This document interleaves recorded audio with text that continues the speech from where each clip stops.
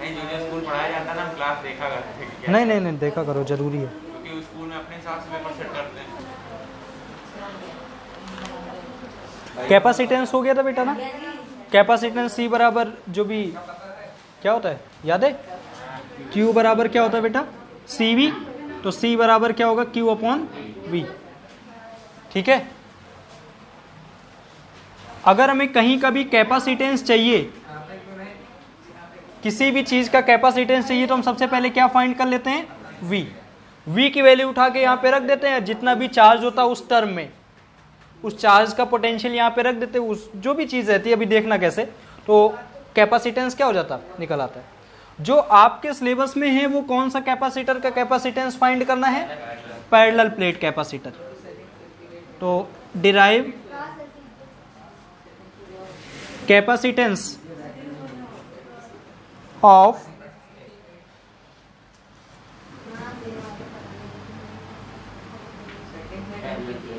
Parallel plate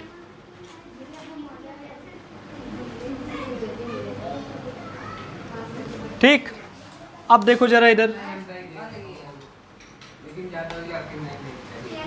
अब ध्यान सुनिए इधर, consider a parallel plate capacitor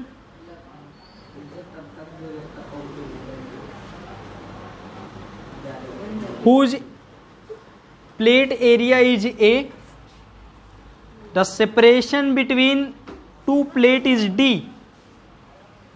one is positive charge, one plate is positive charge with charge density sigma, another is negative charge with magnitude of charge density sigma, मतलब magnitude same है, एक plus है तो दूसरी minus है। We have to find capacitance due to this parallel plate capacitor, इस parallel plate capacitor की वजह से हमें कैपेसिटेंस फाइंड करना है। अगर मुझे कैपेसिटेंस फाइंड करना है तो मुझे क्या चाहिए, पोटेंशियल, अभी आपको बताया क्यों, क्योंकि बेटा होता है Q बराबर CV, तो V बराबर क्या होगा, और C बराबर क्या होगा Q बाई V। V पता चल जाए इस वाले फॉर्मूले में रख देंगे, तो V पता अगर हमें करना है। अच्छा ये कौन है, पैरेलल प्लेट है ना, पैरेलल प्लेट की इलेक्ट्रिक फील्ड कितनी होगी, एक ही चार्ज लेयर है, दो चार्ज लेयर नहीं है, याद रखिएगा। एक चार्ज लेयर होने का मतलब अभी ऐसा नहीं है कि इधर एक दूसरी चार्ज लेयर है, इसके पीछे दूसरी चार्ज लेयर है, एक ही चार्ज लेयर है। एक चार्ज लेयर है तो इसकी वजह से बेटा इलेक्ट्रिक फील्ड पॉजिटिव है, तो इधर निकलेंगी कितनी होंगी, सिग्मा अपॉन, ठीक, और इसकी वजह से भी इधर तो सिग्मा अपॉन 2 एप्सिलॉन नॉट। अगर हम बोले कि बीच में बताओ इलेक्ट्रिक, अच्छा एक चीज और, हम आपको थोड़ा पोटेंशियल, आपने पढ़ तो लिया पोटेंशियल ग्रेडियंट लगे, लेकिन कभी आपने समझा नहीं कि ये पोटेंशियल ग्रेडियंट है क्या, नहीं समझ पाए अभी। अगर हम बोले हमारे पास एक चार्ज ये है Q, इसका यहां पर पोटेंशियल VA है, इसका यहां पर पोटेंशियल VB है, हम कहें इसमें आप क्या जानते हो भाई, यहां पोटेंशियल कम है, यहां पोटेंशियल ज्यादा है, आप क्या जानते हो, इनके बीच की मान लो कुछ दूरी हो, D मान लो। अगर हम पोटेंशियल A, B और डिस्टेंस बता दें तो वहां पर हम क्या पता कर सकते हैं, इलेक्ट्रिक फील्ड पता कर सकते हैं। क्या पता कर सकते हैं, इलेक्ट्रिक फील्ड। तो E बराबर किस वाले फॉर्मूले से, dV बाई dr, कितना पोटेंशियल चेंज हुआ विद रिस्पेक्ट टू डिस्टेंस, यहां डिस्टेंस D थी तो D ले लो, या R थी तो R ले लो। मतलब एक जगह से दूसरी जगह जाने में पोटेंशियल चेंज हुआ, उस पोटेंशियल कितना चेंज हुआ वो क्या डिफाइन कर देता है, इलेक्ट्रिक फील्ड। ये बात समझ में आ रही, वही चीज यहां पर भी है, इधर से इधर जा रहे हैं, इस तरफ से इस तरफ, तो इलेक्ट्रिक फील्ड चेंज हो रही, इलेक्ट्रिक फील्ड चेंज होगी तो क्या वो पोटेंशियल चेंज होगा, पोटेंशियल डिस्टेंस के साथ पोटेंशियल क्या होगा, चेंज होगा, पोटेंशियल चेंज होगा तो फिर क्या चेंज होगा, क्या निकल वहां पे क्या होंगी, इलेक्ट्रिक फील्ड। चलो देखो, from definition of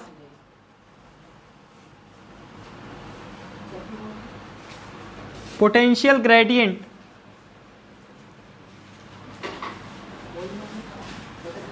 potential gradient, potential gradient का फॉर्मूला क्या होता है? E बराबर minus dV by dr। Magnitude ले लें और इंटीग्रल फॉर्म ले लें। स्मॉल पोटेंशियल चेंज नहीं है, V पोटेंशियल चेंज है। लेंथ जो है वो dr बहुत कम नहीं है, लेंथ कितनी है? d है। तो ये बाकी पार्ट हम इधर वाला भी इरेज कर रहे हैं क्योंकि ये तो हम समझा रहे थे। E बराबर पोटेंशियल ड्रॉप कितना है? V, और डिस्टेंस कितनी है? d। अभी तो हम इंटीग्रेट फॉर्म, यहां पे मैग्नीट्यूड लिख देना। ये हमने क्या लिखा? ठीक है, इंटीग्रल यहां पे डिफरेंशियल फॉर्म में नहीं, हमने नॉर्मल एक वैल्यू लिख दी है। तो V बराबर बेटा कितना हो जाएगा? ED। क्या इलेक्ट्रिक फील्ड नहीं जानते हो आप? Sigma upon 2 net electric field कितनी? Sigma upon epsilon. कोई दिक्कत? Electric field equals to sigma upon epsilon not. ये हमने प्रूफ कराया सिग्मा अपॉन एप्सिलॉन नॉट। कौन सा थ्योरम है? गॉस थ्योरम के एप्लीकेशन प्रूफ कराए हैं, याद है? V बराबर सिग्मा अपॉन एप्सिलॉन नॉट। ठीक, सिग्मा इज अ कौन सी चार्ज डेंसिटी है? Sigma surface charge density. Sigma बराबर बेटा कितना होगा? Q upon A। Let this charge plate having charge Q। Q होगा तभी यहां पे चार्ज डेंसिटी कितनी है? सिग्मा। सिग्मा है तो Q अपॉन A। Q क्या है? इसका चार्ज। A क्या है? इस पूरी प्लेट का एरिया। V बराबर Q upon A epsilon not multiply by D। Potential आ गया। Equation first, from definition of capacitance, from definition of capacitance C बराबर Q अपॉन V। C बराबर Q, V की वैल्यू देखो यहीं से निकाली है, यहां पे लिख देना। पुटिंग फ्रॉम इक्वेशन फर्स्ट, पहले से रख दें यहाँ पे। कितना हो जाएगा? QD, सबसे नीचे वाला कहाँ चला जाएगा? ऊपर। A epsilon not. Q से Q कट गया तो देखो C की वैल्यू कितनी आ गई? C बराबर epsilon not A upon D farad. इसकी यूनिट क्या हो जाएगी? कोई दिक्कत? बस सिंपल सा था। इसके बाद वाले केसेस में हम यहाँ पे कुछ रख देंगे, डाइलेक्ट्रिक रख देंगे, कोई मीडियम रख देंगे, तो वो पोलराइजेशन वहाँ पे हो जाएगा। पोलराइजेशन मतलब समझ रहे हो? मतलब यहाँ पे चार्ज देंगे तो बगल में अपने मन से जनरेट हो जाएगा। अभी देखते हैं कैसे। तो पोलराइजेशन हो जाएगा, पोलराइजेशन की वजह से उसमें चार्ज कुछ और इफेक्ट आएगा। अभी देखते क्या आएगा। इसके बाद हम इनके बीच में कोई डाइलेक्ट्रिक स्लैब, उसका डाइलेक्ट्रिक कांस्टेंट K है, वो रख देंगे। ठीक है, अभी चलो ये नोट करो। ये कंप्लीट ना। नेक्स्ट देखो, derive capacitance of parallel plate capacitor. Derive capacitance of parallel plate capacitor when, अभी यहाँ इनके बीच में क्या रखा था? कुछ नहीं, मतलब एयर या वैक्यूम बोल सकते हो। ठीक, व्हेन क्या बोल रही है? When dielectric slab place between them, place between plate.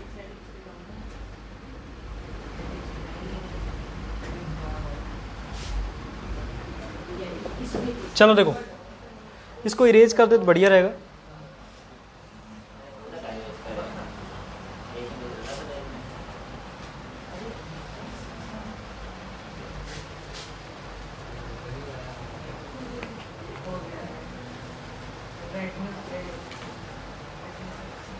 चलो देखो,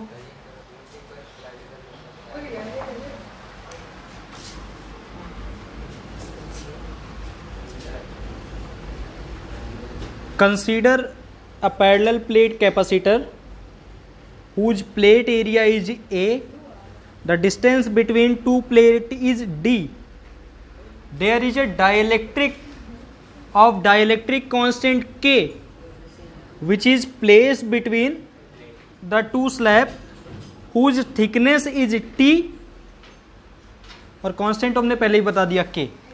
late suppose one plate is positive charge.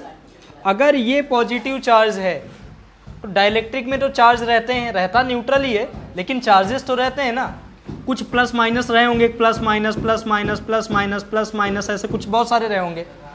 तो ये प्लस वालों की तरफ कौन आ जाएगा? Negative charge. तो ये सारे इसमें जो डाइलेक्ट्रिक में चार्जेस थे, इधर बगल में कौन सा चार्ज आ गया? निगेटिव। ठीक। और अगर इधर सारे निगेटिव आ गए तो इधर कौन आ जाएगा? पॉजिटिव। इधर कौन आ जाएगा? नेगेटिव। कोई दिक्कत? यहां पे देखो दो पोटेंशियल आपको दिखेंगे। कितने पोटेंशियल दिखेंगे? दो।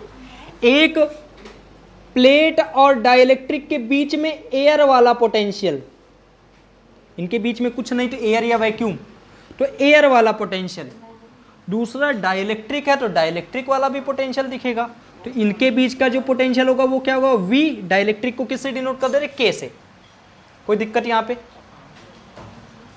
अगर हमें कैपेसिटेंस फाइंड करना है तो क्या चाहिए? नेट पोटेंशियल चाहिए। तो potential is a scalar quantity, so net potential is equals to potential due to air plus potential due to dielectric. From potential gradient, from potential gradient, potential gradient से आप क्या बता सकते हो? V air equals to potential. E बराबर आप क्या जानते हो बेटा?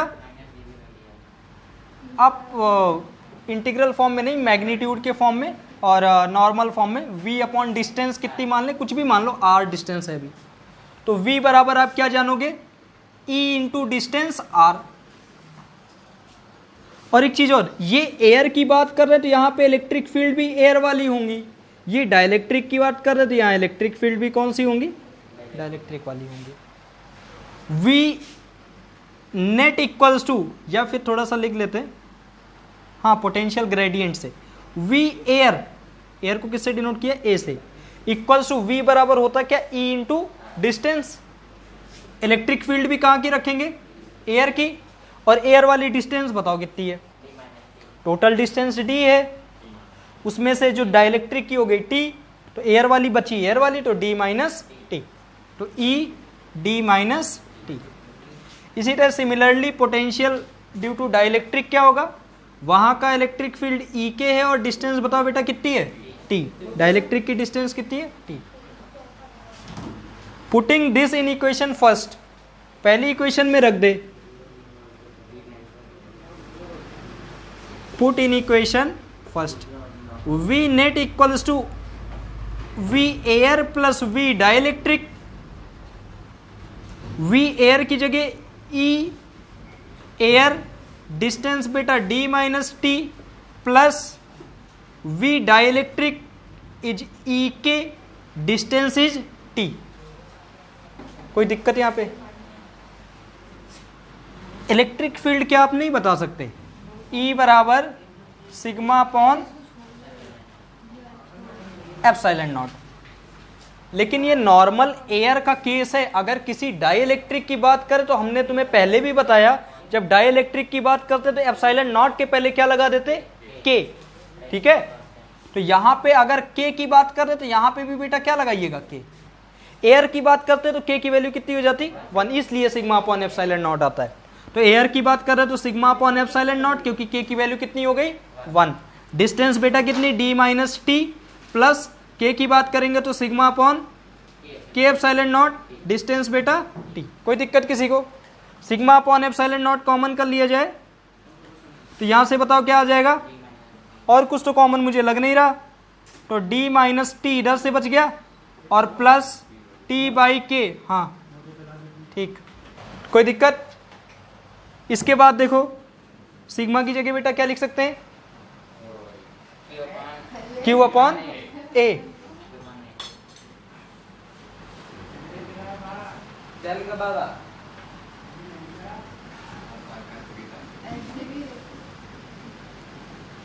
वो लाइट जल रही क्या? देखो एक बार चेक करो,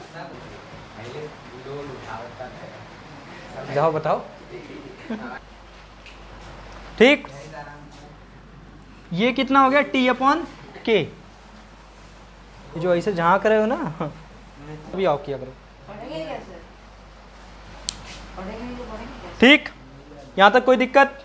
ये बताओ मुझे, नेट पोटेंशियल आ गया कि नहीं आ गया? नेट पोटेंशियल आ गया।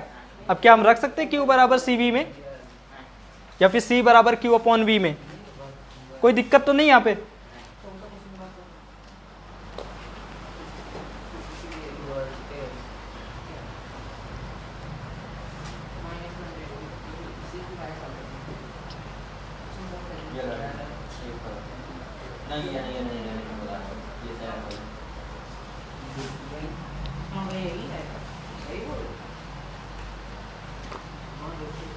चलो देखो इसके बाद,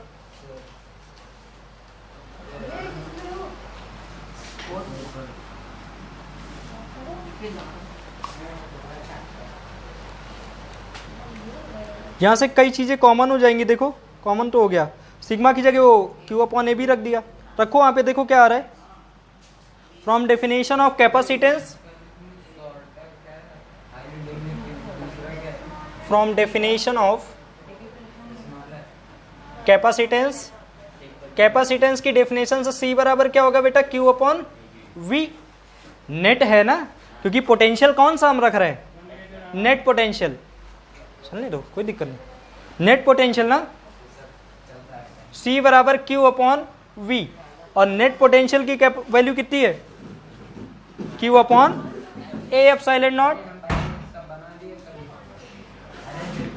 D minus T plus T upon K। कोई दिक्कत? Q से Q कैंसिल हो जाएगा, बाकी बचा पार्ट ऊपर चला जाएगा। C बराबर कितना आ गया? Epsilon not A upon D minus T plus T upon K। कोई दिक्कत किसी को? ये हमारा क्या आ गया? Net capacitance when dielectric slab is placed between them. कोई प्रॉब्लम तो नहीं? नोट करो, अब ऑफ करो। चलो इसके बाद देखो, derive capacitance of parallel plate हो गया जब डाइलेक्ट्रिक स्लैब रखा था हमने। अब हम डाइलेक्ट्रिक स्लैब नहीं रखेंगे। किसका है आगे? पढ़ रहे हैं, बाद में देखते हैं।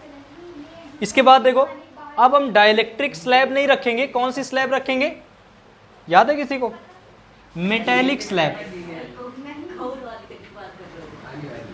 Metallic slab is placed between them. अब ध्यान से सुनो, इधर इधर क्या नाम है? इधर सुनो सब, यहां पे देखो। इसके बाद मेटेलिक स्लैब अगर 3 से 5 नंबर में आया तो तुम्हें पूरा यहां से लेके यहां तक ले जाना पड़ेगा। देख, अगर 1 या 2 नंबर का आया, हम ये नहीं करेंगे 5 नंबर वाला, हम 2 नंबर वाला करेंगे। तुम पूरा लिखोगे। अगर मेटेलिक स्लैब पूरा आया 5 नंबर या 3 नंबर में, तो तुम्हें पूरा ये डिराइव करना पड़ेगा। उसके बाद तुम्हें जो हम अब करने जा रहे हैं वो करना पड़ेगा। लेकिन यहां पे देखो, एक आधे को हम धुन दे रहे, रुको। इसके बाद देखो, C बराबर क्या आया? Epsilon not A upon D minus T upon plus T upon K। यही आया ना।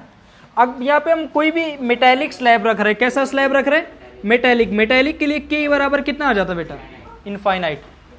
अच्छा, हेडिंग लिखी थी ना हमने मेटेलिक वाली, ठीक है वो। तो यहाँ पे देखो, C बराबर epsilon not A upon D minus T plus T upon infinite. T upon infinite कितना हो जाएगा? 0। तो C बराबर कितना आ जाएगा बेटा? C बराबर epsilon not A upon D minus T।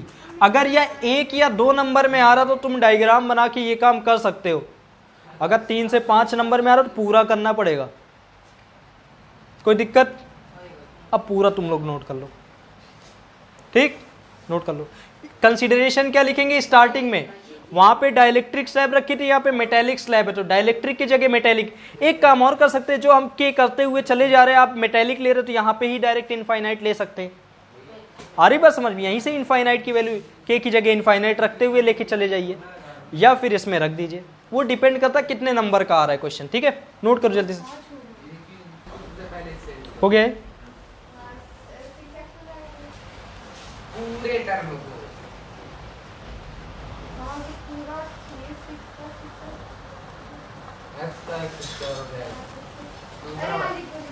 इतने याद ही नहीं भैया हम ना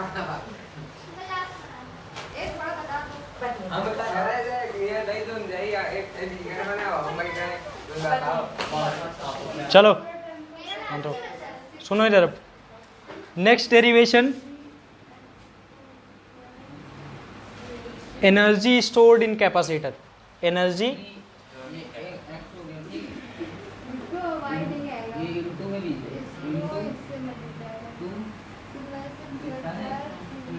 देखो, अगर एक चीज और, एनर्जी स्टोर कैसे होती है? पोटेंशियल रहता ना वहां पे, तो जब हमें जरूरत पड़ती है तो वो पोटेंशियल हमें चार्ज मूव करने, पोटेंशियल की वजह से चार्ज मूव करने लगते हैं, और अगर चार्ज मूव करेंगे तो वो हमें क्या दे रहे हैं? एक तरह से एनर्जी, करंट। ठीक, देखो consider a parallel plate capacitor, energy stored in parallel plate लिखना। वैसे सीवी के टर्म में आएगा, उसकी दिक्कत नहीं है। आप कोई भी का अगर आपको कैपेसिटेंस पता है, पोटेंशियल पता, तो हो जाएगा, कोई दिक्कत नहीं। Consider a parallel plate capacitor whose one plate is positive charge and another plate is negative charge। ठीक, अब सुनो यहाँ पे हो क्या रहा है, इधर से बहुत कम चार्ज इधर ट्रांसफर हो रहा। कितना कम चार्ज? देखिए, अभी हम इंटीग्रेट कर देंगे इसका, इस पे टोटल चार्ज क्यू है। अभी तो स्मॉल चार्ज ले ले, बाद में पूरा क्यू तक इंटीग्रेट कर देंगे हम, उसकी टेंशन ना लो। तो वर्क भी क्या होगा? बहुत कम। अब देखो, फ्रॉम कंसीडरेशन लिख लेंगे। Consider a parallel plate capacitor of capacitance C, the electric field, net electric field in between the capacitor plate is E, the distance between them is D, the area of the plate is A। कोई दिक्कत? आप ये जानते हो V बराबर W/Q। V is a potential, that is amount of work done in moving a charge Q, उसी को potential बोलते हैं ना। तो V तो ठीक है, अब हम इसको लेके भी बहुत कम चार्ज आ रहे हैं, तो वर्क भी क्या हो रहा? बहुत कम। तो V बराबर dW/dQ। कोई दिक्कत? वर्क निकालना है ना, एनर्जी निकालना है। एनर्जी और वर्क तो एक ही बात है। dW equals to VdQ। अब देखो, dW इक्वल्स टू V बराबर क्या लिख सकते? Q/CdQ।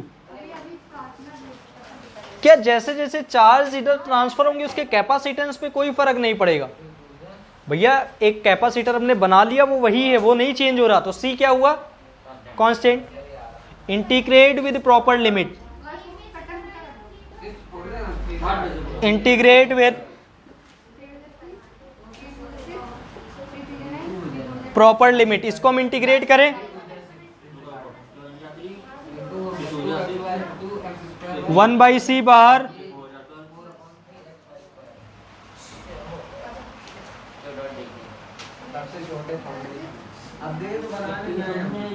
Q/dQ। इंटीग्रेट कर दे 0 से लेके Q। जब कोई चार्ज ट्रांसफर नहीं हुआ था तो वर्क 0 था, अब Q चार्ज ट्रांसफर हो गया तो वर्क कितना हो गया? ये कितना आ जाएगा? इसके बाद 1/C Q/dQ का इंटीग्रेशन कितना हो जाएगा? अरे इसका इंटीग्रेशन तो पता ही होगा, Q²/2। बताएं क्या इसका भी इंटीग्रेशन? अरे यार तुम लोग तो x dx का इंटीग्रेशन नहीं आता क्या? x²/2। ये सब 11th और मैथ का, अब तो इंटीग्रेशन मैथ में होगे तो पढ़ोगे भी। ये हो जाएगा Q²/2। अच्छा, लेट सपोज इस पे जो इनिशियल चार्ज था वो Q नहीं था, Q0 था। तो इसको हम इंटीग्रेट Q से लेके Q0 ताकि इसमें आप डिफरेंशिएट कर पाओ, बस इसलिए हमने किया है। तो ये क्या हो गया, क्यू नॉट स्क्वायर अपॉन 2। एक तो ये फॉर्मूला आ गया एनर्जी का, half C Q square upon 2c, ऐसे लिख सकते हैं Q naught net charge upon 2c। ये नेटवर्क आ गया। या एक काम अभी और कर सकते हैं, रुको अभी एक काम और कर सकते हैं, Q not is a net charge, CV, V is a net potential at initial time. याद रखना क्योंकि Q not is a charge at initial time. तो यहां पे देखो W बराबर Q not square upon 2c, W बराबर क्यू नॉट स्क्वायर की जगह C square V square upon 2c, एक C कैंसिल हो गया, W बराबर हाफ CV स्क्वायर। ये दूसरा फार्मूला होगा। दोनों फार्मूले एनर्जी के लिए हैं, ठीक है, नोट करो जल्दी से। हो गया, energy stored in parallel plate capacitor. Next energy density है आपके, है ना, नेक्स्ट लिखो energy density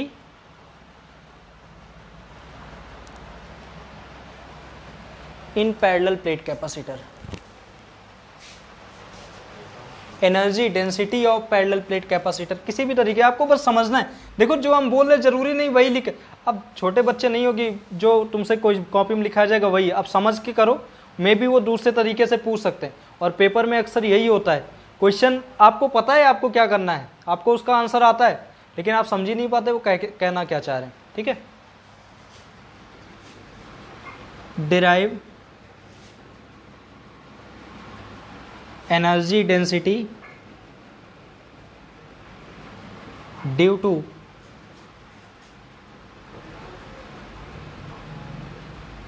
parallel plate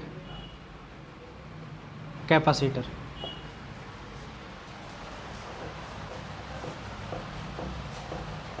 energy का यूज पड़ेगा इसलिए इसको अभी हम लिखा रहने देते हैं। से ये भी बना होता तो बढ़िया रहता। Consider a parallel plate capacitor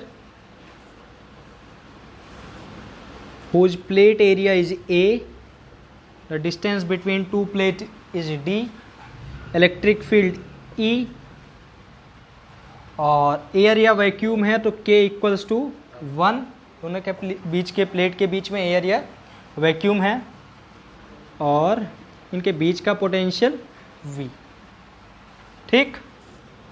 energy density बोला जा रहा आपसे, energy density, energy density equals to energy divide by volume. Let suppose the plate area is A, तो सबसे पहले एनर्जी जो अभी आपने फाइंड की half C V square upon volume, volume क्या लिखोगे, एरिया ए और डिस्टेंस डी, तो ए इंटू डी, यहां तक कोई दिक्कत तो नहीं। Half, what is the capacitance of parallel plate capacitor, अभी करा है देखो, epsilon not A upon D. From potential gradient E बराबर V upon distance, what is distance D, then V equals to E D, ठीक है। अगर v equals to E D हो गया तो v स्क्वायर क्या हो जाएगा, E square D square upon A D. एक डी इससे कैंसिल हो जाएगा, और नहीं, ये वाला डी इससे कैंसिल हो जाएगा, ये वाला डी इससे कैंसिल हो जाएगा, हो जाएगा। भैया ना हो तो बताना है, मैथ इतना तो मैथ आती होगी आपको ना। ए की वैल्यू यहाँ से कैंसिल हो जाएगी, तो एनर्जी डेंसिटी को बेटा यू से डिनोट कर देते हैं। किससे डिनोट कर देते हैं, यू से। यू बराबर half epsilon not E square, ठीक है। बस सेम ये, कोई यहाँ पे कोई प्रॉब्लम, कितना हुआ 29 CV स्क्वायर आया है, ये डायरेक्ट फार्मूला से लिख देंगे कि उसको वो बेटा अगर आप देखो वही चीज़ आ गई, अगर 5 नंबर में आया तो फिर पूरा करना, हाँ मतलब ज़्यादा नंबर का है तो आप पहले उसको डिराइव करना, और अगर कम नंबर का है तो फिर डायरेक्ट यूज कर सकते हैं फार्मूला, ठीक है। बस थोड़ा सा डायग्राम वाइग्राम सही से बना दें तो बस समझा रहे थे, इधर पॉजिटिव चार्ज इधर निगेटिव चार्ज। स्टार्टिंग में कंसिडरेशन भी जो बोल रहे हैं वो चीज़ लिखते रहना, जो आप कर रहे हो वो ज़रूर लिखते रहना। कितना हुआ? चलने दो, ठीक है, नोट करो इसे।